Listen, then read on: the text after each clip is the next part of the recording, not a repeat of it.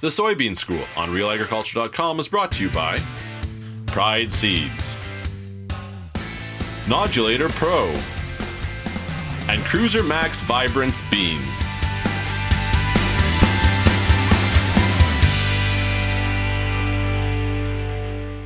Bern Tobin on the Soybean School today with Steph Kowalski from Agromart. Hey, thanks for taking the time. Thanks for having me. I had you earlier in a corn field. Now we're going to talk scouting in a soybean field. Any difference from a strategy or an approach perspective?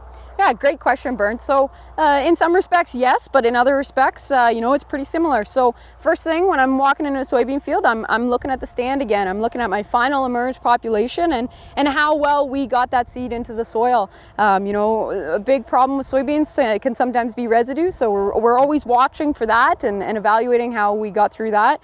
We're also looking for weed control and any weed escapes that might need to be controlled. And we're looking at actually rolled soybeans here today, which is pretty cool. Yeah, this field has just been rolled. So let's take a look at what you found and whether these beans are popping up. Awesome. One of the first things I'm looking for when I step into a soybean field like this is similar to corn, evaluating your final stand and your population. A bit of a hot topic issue right now in soybeans with row spacing and final population. And it's important, Bern, to get out and evaluate your final stand. We all know what we seed at and our seeding rates, but farming's an outdoor sport and there becomes huge variability in your final stand. So getting out and actually calculating and measuring that stand is crucial.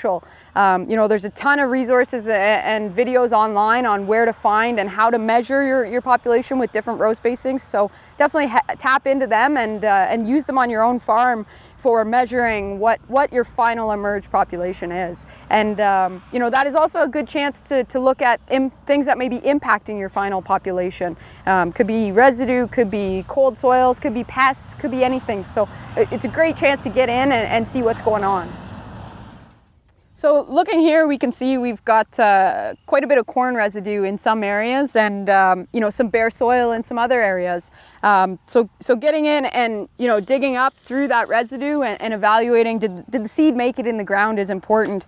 Our overall stand, as you can see behind me here, looks pretty good. But it's a great opportunity to evaluate maybe some options for your farm specifically. Whether you're a no-till person and offsetting to go between the last year's corn stalks is a great option. If you're set up with a planter, using row cleaners to move that residue out of the row spacing is another great option.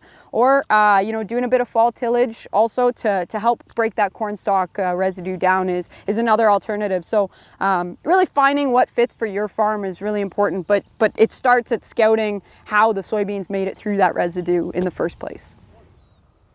We're well aware of the critical weed-free period in soybeans being emergence up to the third trifoliate, and one of the tools we use to help with that is pre-emerge chemistries. One thing with this spring, with the rainfall being spotty and variable to say the least, we need to really be keeping track of when we spray these chemistries. Most labels read that we need 10 to 15 millimeters within 7 days of application. It's really important to get back out into those fields, check what's there. We could maybe see some slightly reduced control in lack of rainfall scenarios. So get out, scout your weed spectrum and determine the best plan of attack if you need one. One of the things I noticed about this field is it's actually been rolled post-emerge. So we've come through with the roller after the beans are up. The beans are coming up quickly in this heat, and if we don't get a chance to roll before planting, don't worry, there's still opportunity.